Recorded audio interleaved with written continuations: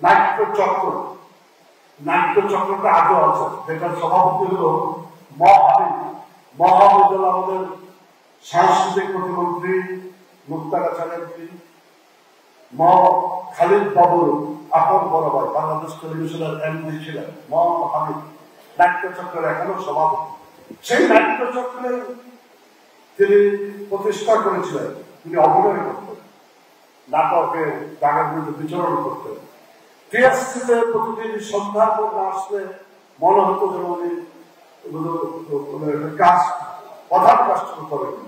TSC কেন্দ্রটা ছিল সাংস্কৃতিক আড্ডার কেন্দ্র, সমস্ত সাংস্কৃতিক জাগরণের কেন্দ্র ছিল 50, 60, 70, 80, 90 দশকে। পাকিস্তান আমলে পাকিস্তানি পাঞ্জাবি বেরিয়ে গোষ্ঠীর বিরুদ্ধে যে সামরিক শাসনের বিরুদ্ধে যে আন্দোলন, সাংস্কৃতিক অঙ্গনের আন্দোলন, সেটা টিএসসি চত্বর থেকে এসেছে। স্বাধীনতার পরবর্তী সময় টিএসসি চত্বর থেকে বিকশিত হয়েছিল বাংলাদেশের সাংস্কৃতিক আন্দোলন। 75 পরবর্তী সামরিক স্বৈরাচারের বিরুদ্ধে যে আন্দোলন, সেই আন্দোলনও এই টিএসসির আঙ্গিনা থেকে ঢাকা বিশ্ববিদ্যালয়ের টিএসসির সবুজ চত্বর থেকে সংগঠিত হয়েছিল। সেখানে প্রতিদিন সন্ধ্যার সময় তিনি যেতেন।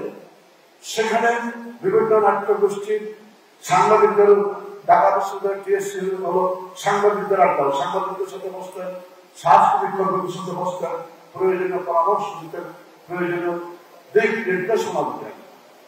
তারপর যেতেন বেলি রোড, ঢাকা ছিল বেলি রোডের মহিলা সমিতি মঞ্চ, আজও আছে, পাকিস্তান আমলে ছিল। মহিলা সমিতির মঞ্চ ছিল নাটকের প্রদর্শনের একমাত্র জায়গা। এখন অনেক জায়গা হয়েছে, কিন্তু মহিলা সমিতি মঞ্চ এখনো নাটক প্রদর্শিত হয় পয়সার বিনিময়ে। সেখানেও তিনি যেতেন।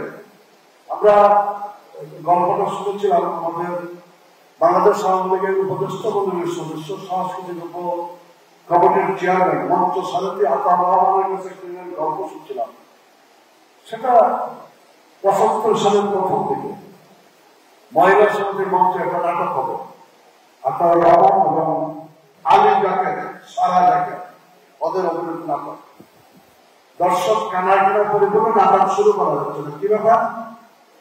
বাইরের 20-25টা তরুণ যুবক আসছেন, তারা নাটক দেখবে, টিকিট কাটতে পারবে না, পয়সা দিবে না, তাদেরকে নাটক দেখার ব্যবস্থা করে দিতে হবে। কিন্তু ভিতরে কাউকে ঢুকতে দেওয়া হচ্ছে না টিকিট ছাড়া। তখন এই আলিদাকের ভাই সারাকে আতাউর রহমানের কাছে সংবাদটা গেল, কেন শুরু করা যাচ্ছে না। পরে মহিলা সমিতির মধ্যে পুরানোর মধ্যে তো ওখানে একটা টেলিফোন ছিল, handset telephone, mobile phone handset. ওই টেলিফোনে তারা ধানমন্ডির 32 নম্বরে ফোন করে করল। সৌভাগ্যক্রমে সেই সময় পাওয়া গেল শেখ কামাল ভাই নিজেই ফোনটা ধরেছেন, ধরে বললেন যে আচ্ছা ভাই আপনার প্রিপারেশন নেন, আমি আসছি নাটক হবে। তখন তো রাস্তা ফাঁকা ছিল, ধানমন্ডি 32 করতে বেরিয়ে যেতে 10 মিনিট মোটর সাইকেলের কাজ দিয়ে চলে গেছে।